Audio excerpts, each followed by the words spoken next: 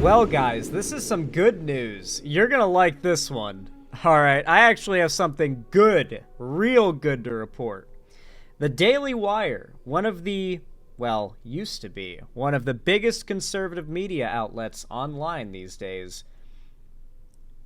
is laying off a ton of employees, shutting down multiple sectors of the company, including their kids division, their animation division, and I think a couple of others, like their shows and movies.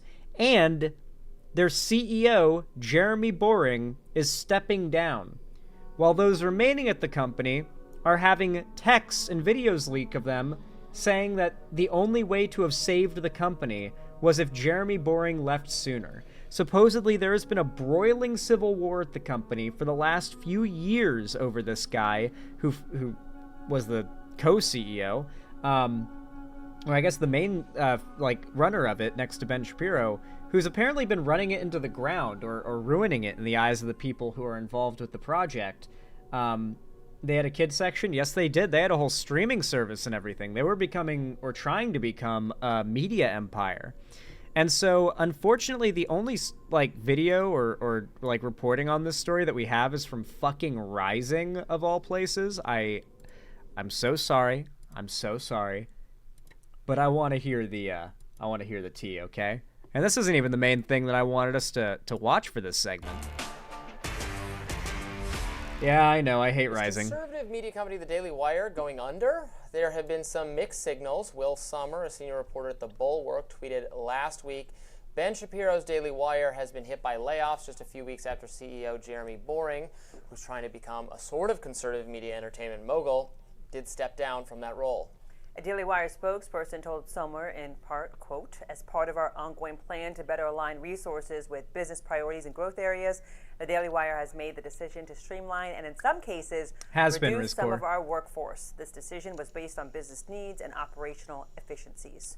Our focus remains on delivering the highest quality content and experiences to our subscribers while ensuring the long-term success of our business. Dude, I've been wanting to talk about this for weeks now. But I've been getting continuously distracted by the main, federal government news going on. But the Daily Wire has been a long-standing nemesis to the channel. You better believe I'm going to talk about their downfall. I apologize for getting to this a bit late, but still. The Daily Wire, apparently, if you look at their social blade, which I did, you gotta prey on their downfall, they are not doing that well. Neither, by the way, is Ben Shapiro's numbers and statistics. And he should not be someone who's losing momentum or dropping in the metrics. He's Ben Shapiro. He's like one of the archetypes of conservatism made into one guy with a big platform. Granted, a lot of it might be that Daily Wire is a pretty hardcore pro-Zionism organization, very much wears that on its sleeve. They love Israel, and they will not back down on that point, to an audience of a whole lot of Nazis, which, Israel good or bad, Nazis hate Israel. So a lot of the audience of the Daily Wire, I think, is not happy with the pro-Zionism stuff. That might be where a lot of their drop in support is coming from. It could also be that, the right-wing media sphere is just getting oversaturated now. Also last week, independent journalist James Lee had tweeted, "Scoop! The implosion at the Daily Wire is accelerating. What started with Jeremy Boring stepping down has now spiraled into mass layoffs and other firing of a senior executive, Alyssa Cordova, the vice president of public relations." This prompted Cordova to respond and downplay the news. She wrote in part, "Oh wow, this blew up, LOL. However, it's fake news. I resigned last Thursday voluntarily, but not with the drama you've been led to believe. I love the Daily Wire, Jeremy, Ben, and Caleb, and will still be working with the company as a consultant." Everybody who's worked with the Daily Wire in the past is calling them out. And these are conservative pundits dunking on the Daily Wire's reputation to their conservative audiences. From Candace Owens to Brett Cooper, they're all trashing the Daily Wire. I've actually got a video, it's like a month old, but still, I wanted to cover this. I did not want to let this story go to the wayside and not be here to talk about the downfall of the Daily Wire. But Brett Cooper went on a podcast where she talked about and basically did a tell-all of sorts on the whole breakup with the Daily Wire. I wanted to watch a little bit of that because apparently she cries. I've been told she cries. I thought that'd be funny to see. But, like, this is a big deal. This is a really big deal. A couple years ago, the Daily Wire looked like an unstoppable, budding, right-wing media empire. Now it might be shuttering up for good, which would be the good ending to this story, to be clear. That's what we're hoping for. Here's Daily Wire co-founder Ben Shapiro speaking on this matter. As far as all of these sort of bizarre rumors that we're in serious trouble. Oh no, everything is yeah. I mean, as somebody who looks at the balance sheet, I can tell you that is certainly not the case. We are healthy, we are growing, we are thriving, and we have extremely big moves that we are looking forward to making this year. One of the Daily Wire's big goals. I think closing off entire portions of your company and shuttering them and your CEO stepping down is the opposite of growth, but okay. Was to produce movies and entertainment. Boring had started a project. I'm not a called capitalist, the after all. Pendragon Cycle, which is a fantasy How would I series know? based on Stephen R. Lawhead's books. The project is still somewhere in post-production. The Daily Wire had also announced they were doing their own version of Snow White with podcaster Brett Cooper as the star, but Cooper left the Daily Wire in December of last year, and apparently That's the not project happening. is in limbo. CEO Jeremy Boring stepped down from his role, as we said, and 2 entertainment projects have been stalled. As we just mentioned, senior executive Alyssa Cordova has resigned, and the company is reportedly experiencing layoffs. But Shapiro insists the company is just fine. So this is some, So, this is hilarious as hell. I am so happy about this news. And the Daily Wire is not recovering, by the way. If we want to go over to their YouTube channel, as a matter of fact, let's head over to the Daily Wire YouTube channel and see what they've been up to. Well, there's their website. We care about their YouTube channel. Today's a big day. The Daily Wire Plus. Is that the name of their main channel? There's no way. Okay, so we've got Ben Shapiro, the comment section, Matt Walsh, and Michael Knowles. Those are the main guys that we'll check in on. How are they doing these days? So Ben, ooh, that's rough, dude. Look at that. Ben's pulling less than 100K on some of these videos. Like, yeah, he's not doing terribly. Like if he was just a guy in his room making videos, I mean, he'd be making bank and doing fine. But this is a guy who runs a company and is the face of the company, the biggest name, the guy who brings in the bread and butter, all the big money.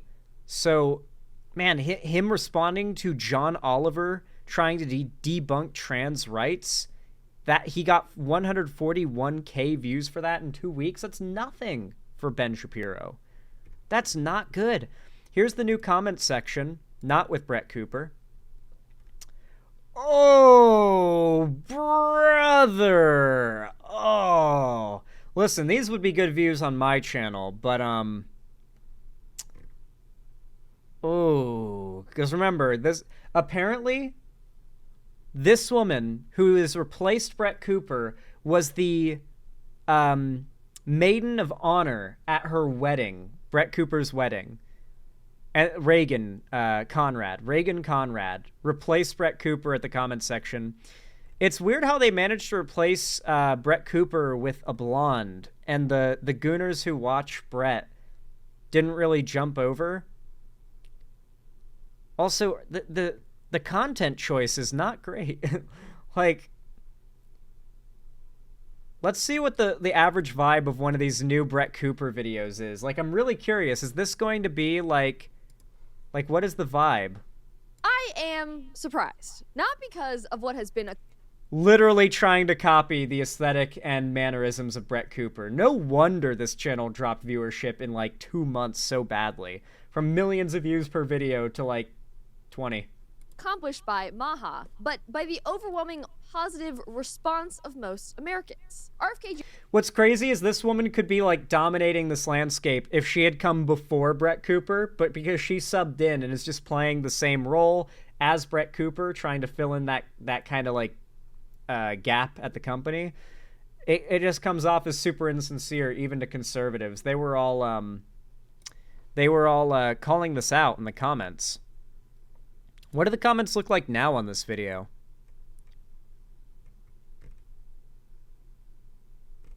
Half of these literally look like bot comments. None of them are really about the video.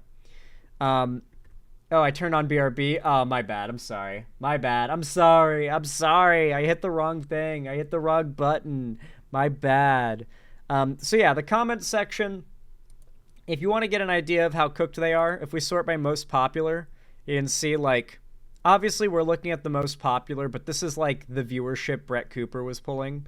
Like, this is, like, Brett Cooper's every upload was going viral. Like, every upload was going giga viral. Like, if we scroll for, like, the next 10 minutes, we're going to be going through videos with, like, 1 to 2 million views for a while. Because she's uploaded a lot of 1 million plus view videos, which is a crazy big deal on YouTube to get 1 million plus views regularly. That's a huge deal. So Brett Cooper was one of the biggest draws for the Daily Wire. She was outperforming Ben Shapiro a lot of the time. She left the company, and now this is what that channel is pulling. And then, of course, the other biggest name, Ben Shapiro, I mean, he's not doing much better, you know? If we look at Matt Walsh, how's Matt doing? He's actually pretty big, right?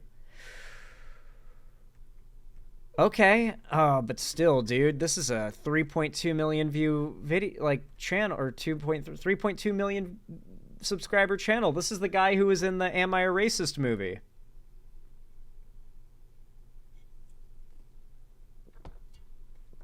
Okay, can I find out from anyone else if I'm crazy or not?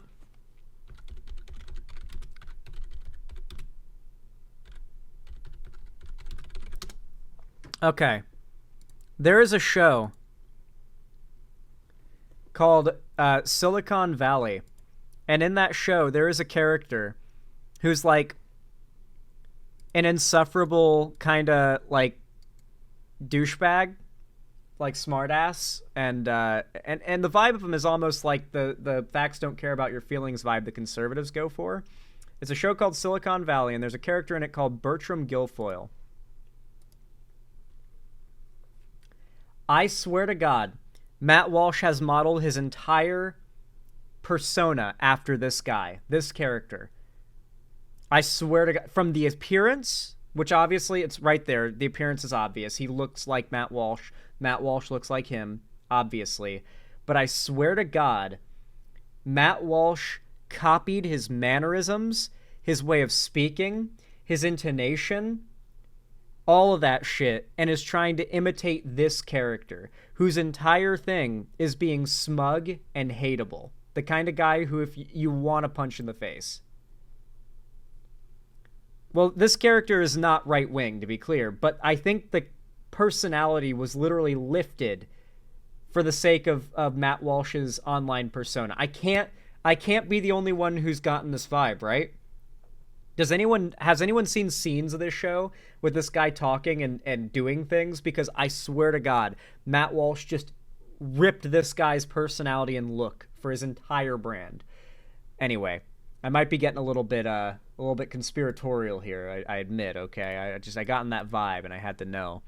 How's Michael Knowles doing these days? Ooh. Ooh.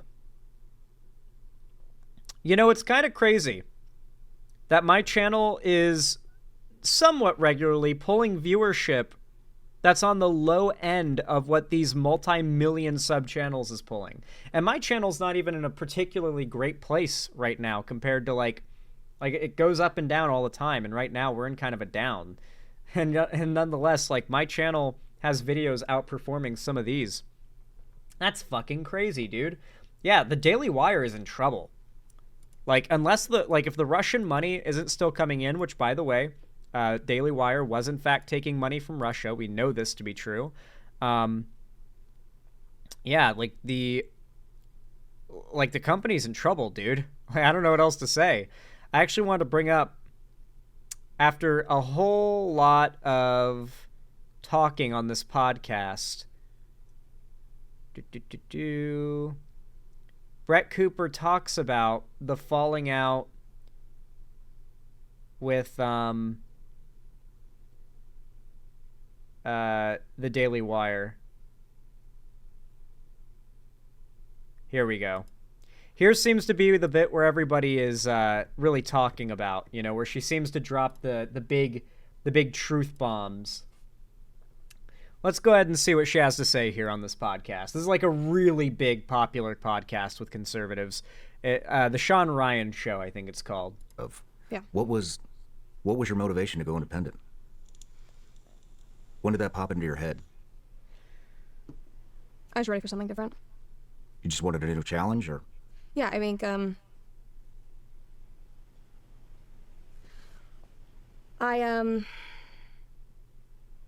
Dude, this setup is kind of scuffed. We've covered a lot of different things. And there have been different moments in my life where I had to make kind of like a decision that was like, you know, that leap of faith and that risk. And I hadn't taken one in a while. And I felt very complacent, and I was good at what I was doing, and I was doing it every single day, and we were making a difference. And I was in a very good rhythm, but I had gotten complacent. Was it freedom? Yeah. You wanted more freedom? Mm-hmm. What was the final straw? I mean, almost nobody would give that up. Yeah. And start from scratch.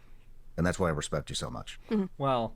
No, it was terrifying. Okay, let's not pretend she started from scratch. She, like, day 2 of having her own YouTube channel had, like, 1 million subscribers, okay? She, like, everybody watching the comment section with Daily Cooper was there for... Or, Daily Cooper. With, Brett Cooper was there for Brett Cooper. Like, as much as I would love to talk shit and say it was just, like, her repeating right-wing talking points, people wanted to hear her repeat right-wing talking points. And yeah, she did take a bit of a pretty significant hit to her viewership after she got married. I know that, like, dudes that I know who have conservative friends talked about how they stopped watching Brett Cooper because she got married. It's, like, very blatant. But, like, even with that, she still brought a massive audience over to her independent thing, and so she's still doing great right now. But, like, no. She did not start from scratch, okay? YouTubers starting from scratch do not get 1 million subscribers in a week. That's not a thing. I had to, you know, Alex and I had a conversation, because there's not this is a lot of thinking and praying and analyzing, and we looked at each other and we're just kind of like, are we basically willing to lose everything and start from scratch? Because again, we had, you know, Alex had just started his own business. We had bought this farm that was like, it was a stretch, but we really wanted it. And I was like, I could leave, and it could backfire on me immediately. Nobody could care. Maybe I wouldn't make any money. Maybe I would have no anything. And I basically just had to decide, like, does that matter to me? And it didn't. And it worked. Yeah. And it wasn't because I was like, yeah. 1 million subs in 1 month when you launched your new show. Yeah. Well, there you go. A month. Humbling and gratifying. I was like, okay. But it was, I mean, it's terrifying.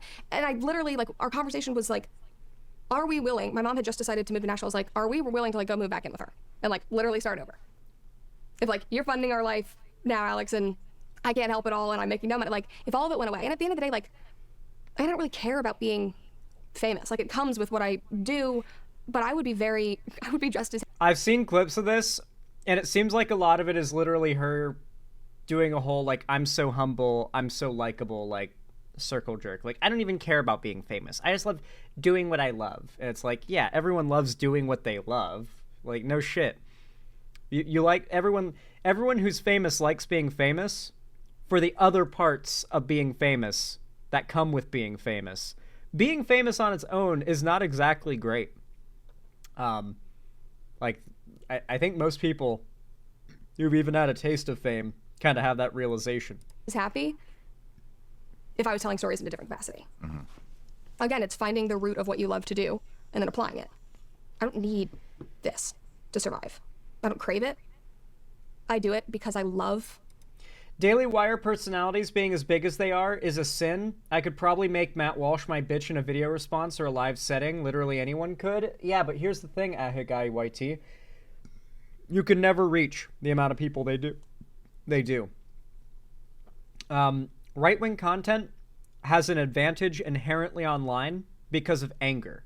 It always preys on anger. They always use rage bait, clickbait, try to prey on your emotions to make you angry or sad or scared.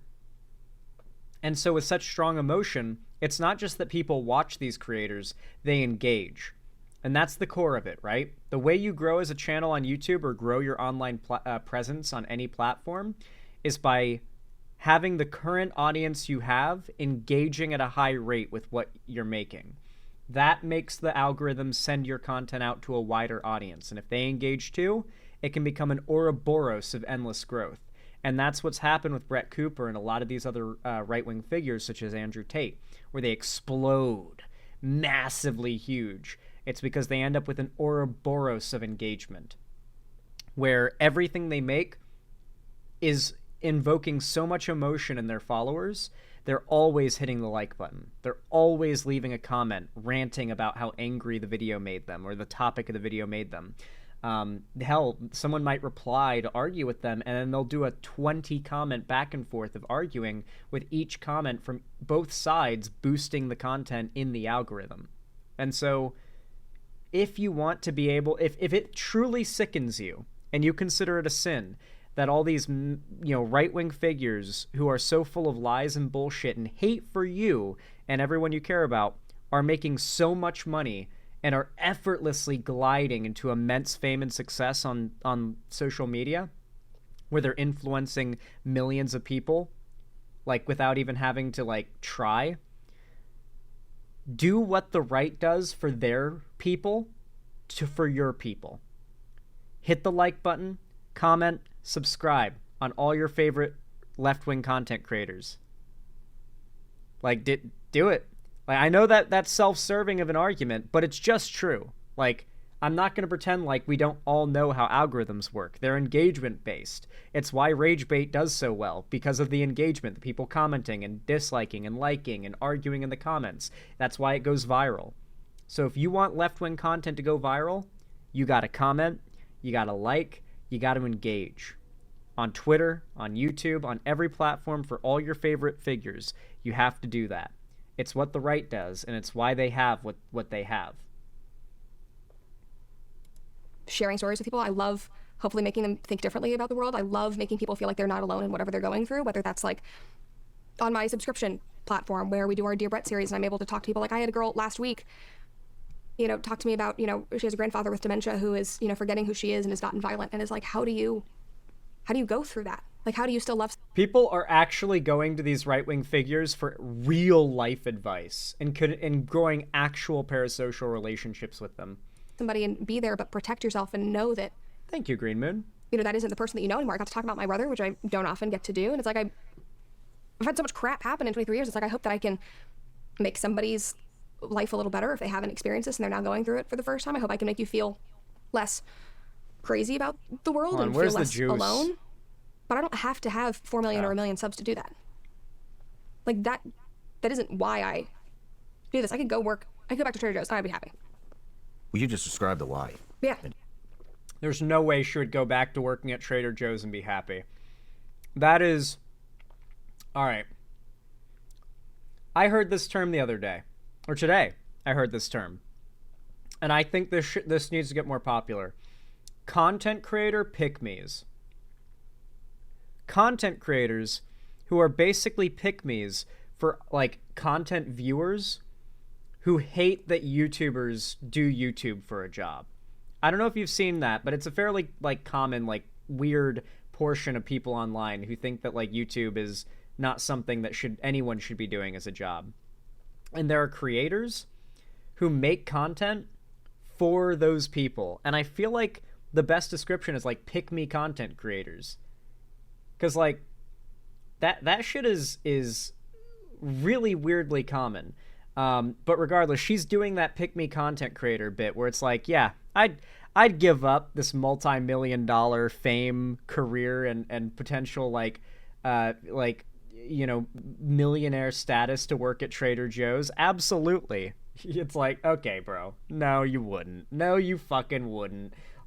the first day you had to get up when your alarm went off, you'd be like, all right, back to the computer. Like, all right, back to the computer.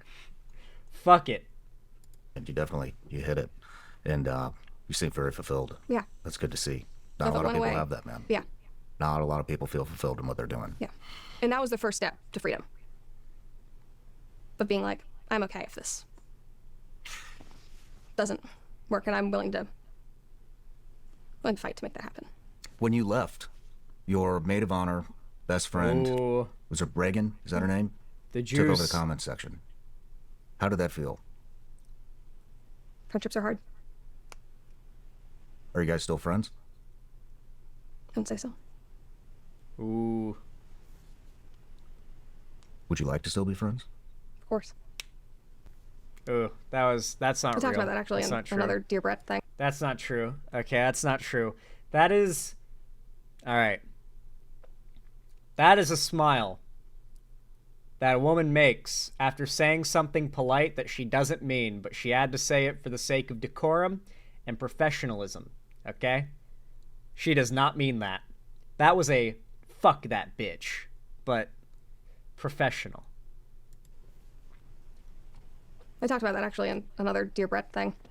Wait, guys, it just clicked for me. You know who Brett Cooper looks like? To me, she doesn't look like female Ben Shapiro. She looks like Marie Shrader.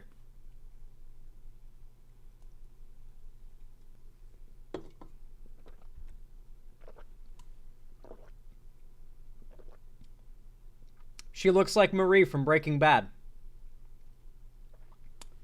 Do you guys see it? I'm not the only one, right? Like, yes, all white women look the same, but, like, she also just looks like Marie from Breaking Bad. I'm not seeing it. Oh my god, wait. I can't unsee it now. I see it. I'm actively watching through Breaking Bad with friends right now, rewatching it. So, like, I see it.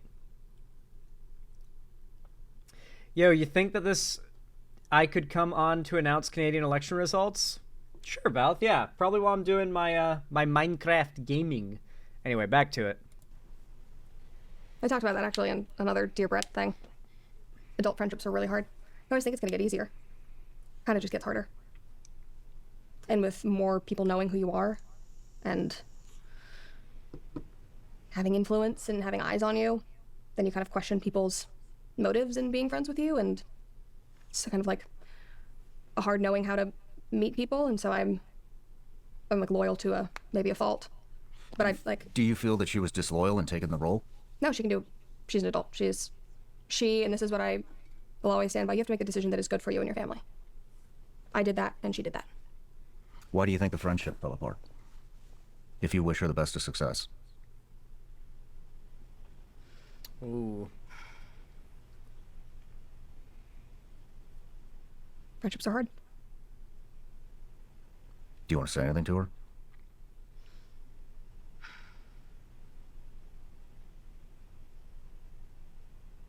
That's a difficult question.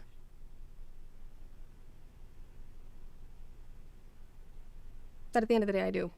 Is this a fucking therapy podcast? What is going on, bro? I wish you success, and I wish you well.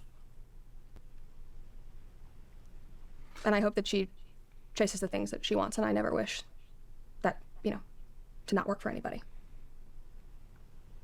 But I mean that genuinely. I have people, there have been so many people that have come in and out of my life over the years. And I think that it's important to let go. Can't control everything, even though you might like to. People make their own decisions. Sometimes it hurts. But at the end of the day, everybody's figuring it out. And we make choices, we live with choices, we do what we believe is best for us and our goals and our dreams. So yeah. Good for you. That's a healthier way to... Good for you.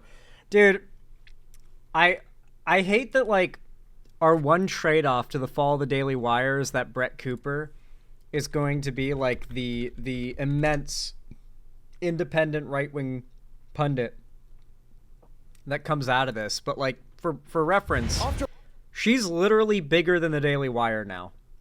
As a solo creator, she is now bigger than the Daily Wire. Yes, she has less subs, but considering she's getting so much more views with so much fewer subs, that's a big deal. The Daily Wire pulling a millions, let's say the Daily Wire pulls 800,000 views in a video. Or let's say Ben Shapiro pulls 800,000 views in a video.